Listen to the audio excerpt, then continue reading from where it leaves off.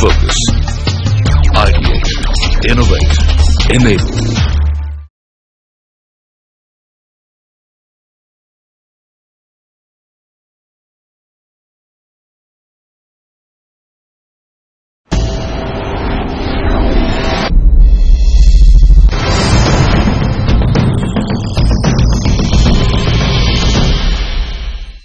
Hello and welcome to KPMG Presents Budget 2018, the fine print powered by CNBC TV 18. And I'm your host, Nitya Balakrishnan. Joining me on the esteemed panel today are Hitesh Gujaria, partner KPMG India, Jane McCormick, Global Head Tax KPMG LLP, and Karandeep Singh, Finance Director Tesco India. Hitesh, let me start by asking you, we're just barely a week after Finance Minister Arun Jaitley presented the Union Budget. What, according to you, are the key takeaways as far as the taxation reforms and this particular sector is concerned?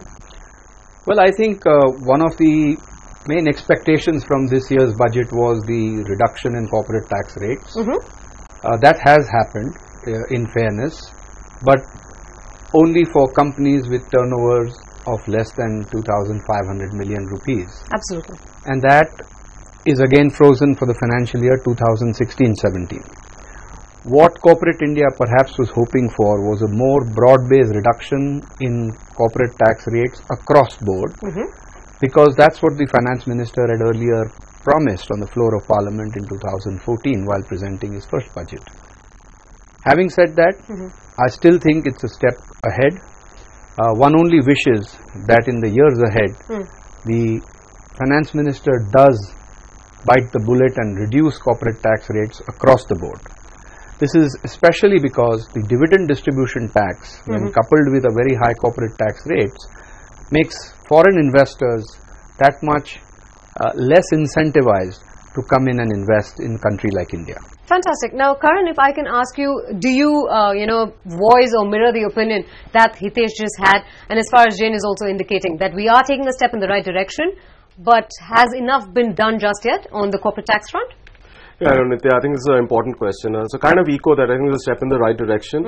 I think the finance minister has taken the view that we've got to kind of reduce the tax rate. So it's a directional kind of message.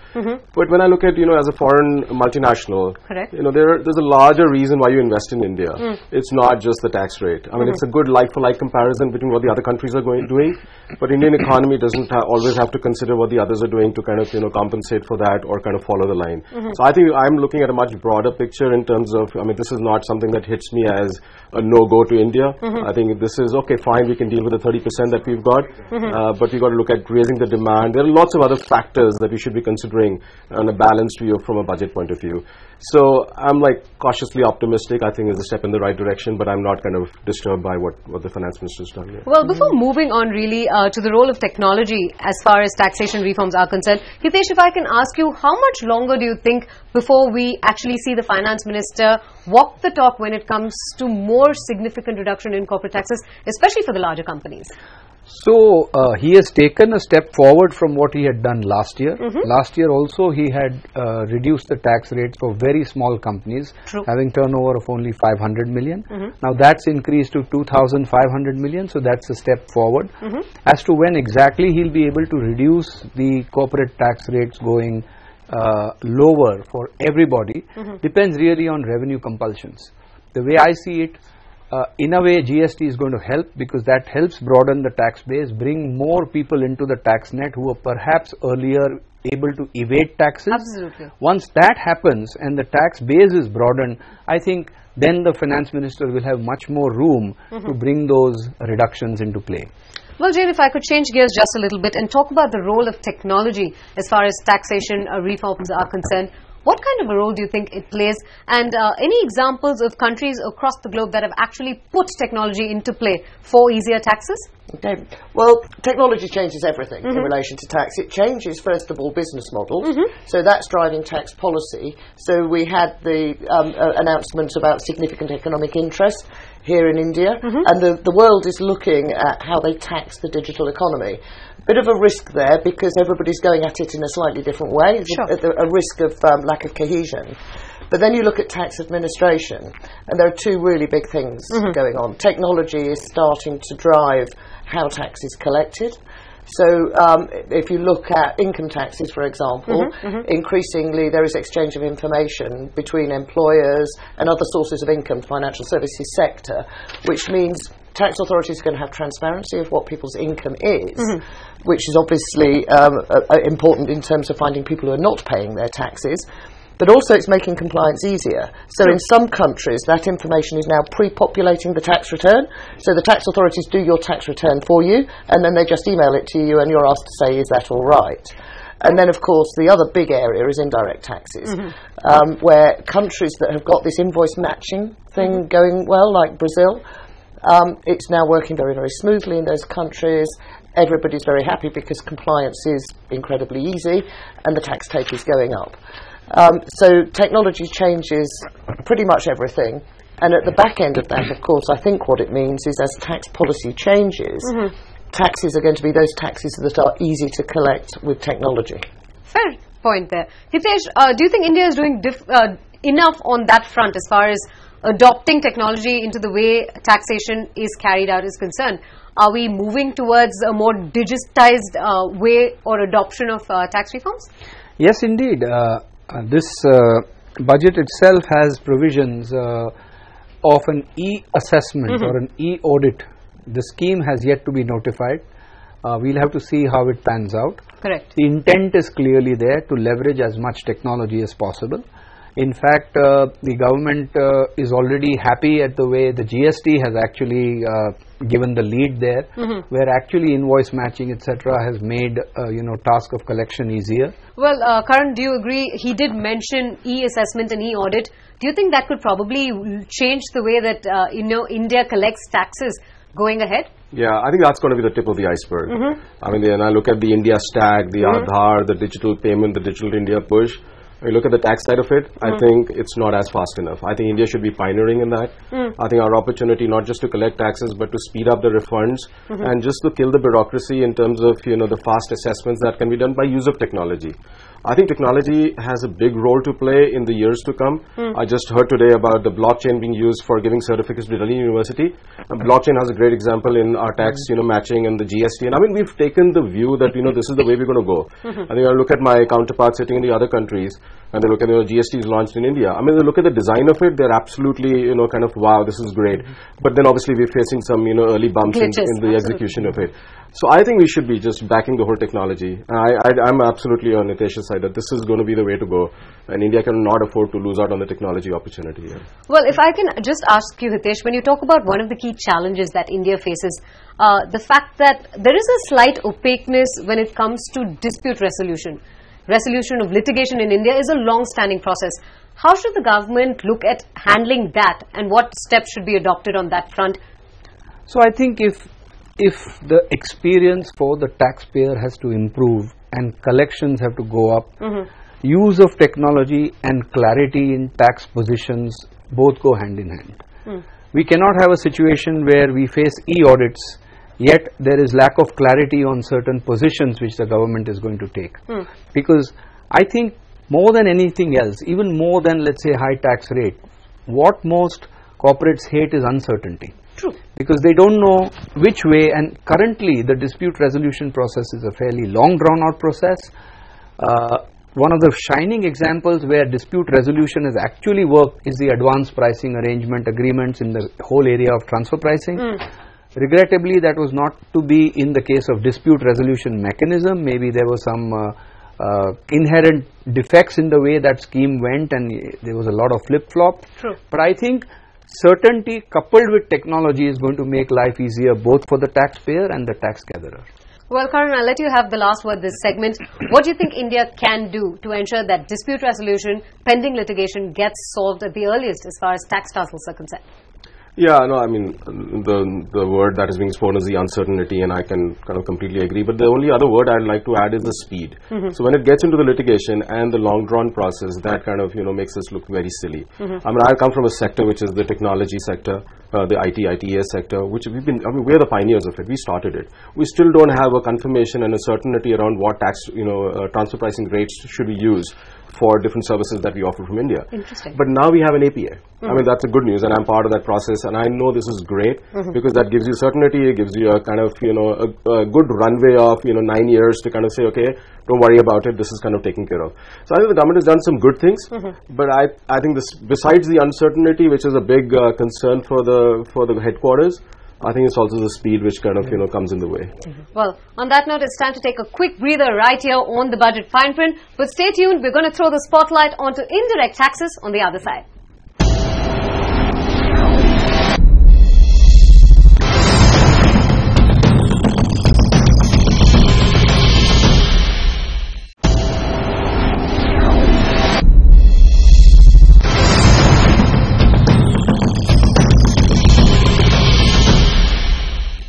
Welcome back to the Budget Fine Print, and joining us on this segment to discuss all about indirect taxes is Sachin Menon, the head of indirect taxes at KPMG India. And Sachin, let me begin by asking you, just about 8 months ago, the biggest game changer as far as taxes in India is concerned, taxation in India is concerned, the goods and services tax. Do you think, this has lived up to the expectations of being a game-changing reform? Well, we should appreciate that after a number of years since independence, we had multiple legislations on indirect taxes, which is excise, customs, service tax, central sales tax, local taxes, service tax. All of them have their own mechanics, the way of complying with that, and it was altogether a mess. So India is a single country. The tax laws was fragmented. True. So this need was felt very early on, but at least by now we could make this gigantic move, the fiscal reform which we have seen now, and this is the mother of all reforms since independence, which happened to India, and therefore we expect that there will be teething troubles. And if I put it little more straightforward, the introduction of GST was much smoother than what we expected, because we expected a lot of mayhem, but it did happen, but the scale of that happened was perhaps better than our expectation. So from that perspective, I would give the credit to the GST Council and the Minister, the Finance Minister, to drive this through this process of introduction of this new legislation. So to that extent, of course, we had our own share of glitches in the IT system, and it's a dynamic law. Every point in time there is amendments after amendment, which is derailed even the programming done by GSTN. All these are there, but yet I would give a fair rating to this introduction. Sachin, coming back to the glitches that we're talking about, while a lot of corporate India definitely says it is a step in the right direction and it's going to be transforming how India is projected to the rest of the world, India is by and large a manufacturing country, and for a lot of the smaller players, there has been a little teething trouble when it comes to migration towards GST. What are these troubles? What have the troubles been? And how can the government look at addressing this particular problem to ensure smooth migration? Well, I think we should also appreciate the fact that among these 100 million taxpayers, registered taxpayers here, 85-90% of them are SME sector. True. Which could be anything less than 1.5 or less than 5 crores kind of turnover. They don't have the wherewithal to understand the digital implementation, the technology, the kind of APIs which is released, etc. Perhaps in the implementation side, perhaps government could have been a little more agile in terms of expecting that what could be the glitches, like people don't know how to upload a return. Correct. People don't know how to access the portal. And all of them required to file the return, either is quarterly or monthly for that matter.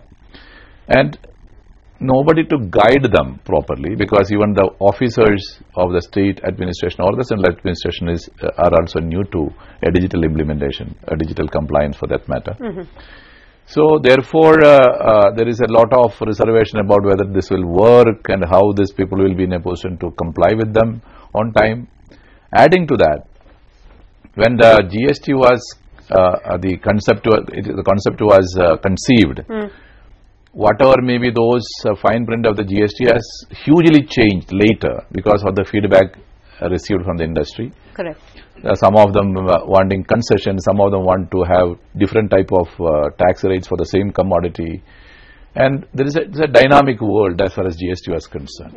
And the GSTN could not keep pace with such changes. And that is why the gap of the failure of GSTN is mainly emanating from.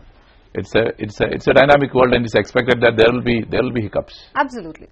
Well, if I can bring Karan into the conversation, how has it been the last couple of months, the migration towards GST as far as your sector is concerned, Karan? Yeah, so my sector, which is the technology sector and the technology-enabled services sector, is, I wouldn't say kind of been insulated from everything that has to do with movement of the goods and the retail prices and everything that a lot of people in the retail market had to do and the FMCG had to do. Correct. But having said that, I think there was a lot of built up in terms of understanding it, and I think there was a lot of energy in the company. A lot of contracts could potentially get renegotiated because we knew that, you know, some of our service providers potentially were getting some tax credits, and we knew that we had to go back and have a procurement conversation and say, you know, can you pass that on to us, and should we revisit our, you know, rates and the cost of services that they're giving us. So I think the headline is positive. We definitely see a reduction in the cost base. But I think the cash piece is the piece that I think we are still stuck on, and we don't know, because, you know, we have these input tax credits which we're going to file it, and when we're going to get the refund, that's a TBD or to be decided. We're going to wait for that. Correct. The Tesco in India also has a sourcing entity, and I think for that, you know, because the sourcing services, you know, although they were kind of, you know, from India for, you know, using the goods to kind of send it to our markets where we have retail, they were subject to a service tax of 15%. The rate has gone up to 18%. So there are minor things that we need to deal with, but overall I think it's a positive move. We just need to wait on our cash side of things because our money is stuck with the government. We want our refund, you know, as fast as possible. Absolutely, fair point there. Now, concluding comments from both of you. Let me begin with you, Karan. Do you think this is going to change the way the outside world looks at India as an investment destination? Like Sachin said, that's too early to call. I think it's going to be still a couple of years before we see how it gets to the mature state. I can definitely tell you that I think they're able to relate to it. That's the good news, because multiple taxes was obviously kind of very complicated for people to understand, from the customs to the service tax to the VATs, etc. Having one tax unifies the country, and I think they're able to relate to that. Some of the components of the GST, like there's no tax on food, is very similar to in the UK, which is our headquarters, where there's no VAT on food. So they're able to relate to that. Okay, there are principles which are very similar. But then if I talk about a matured economy like UK, which is an HMRC runs VAT, I send India travelers, or we send India travelers to UK who spend on, let's say, food and entertainment. When they come back and they have their food bills, which has a VAT in that, we are able to apply that to the HMRC and get a refund on the VAT. So I'm just giving you a context in terms of how evolved and matured that VAT system is. And I think GST has to go through that journey. I think it's going to get there. It's too early to call. I think overall, I think people are very positive about this change. Yeah. Well, Hitesh, one country, one tax, a uniform tax policy. How soon do you think India will actually be there amongst the top global countries in the world when it comes to ease of doing business? Well, I think the government is doing its best. GST is a step in the right direction. Directionally, it is moving very, very fast. If you ask me, I echo Sachin's views that the GST Council has been most responsive to solve problems. Yes, we have a long way to go in terms of the teething problems that we discussed. However, I believe GST will have a positive rub-on on the economy, because, as I said, it increases the tax base. It actually brings down evasion. It therefore gives the government that much headroom to spend on the deserving social structure, social infrastructure, which is the need of the hour. And therefore, I think it's a huge positive. I would second what Sachin said. I think another 2 years, give it another 2 years, and you'll really see the difference on the ground. Well, India is doing all it can to ensure that it puts itself on the map when it comes to ease of doing business. But for the impact for GST to actually play out, it will take the next 1 to 2 years, is the word coming in from our panel of experts. You've tuned in to KPMG Presents The Budget Fine Print. And from all of us here who put the show together, thanks for watching.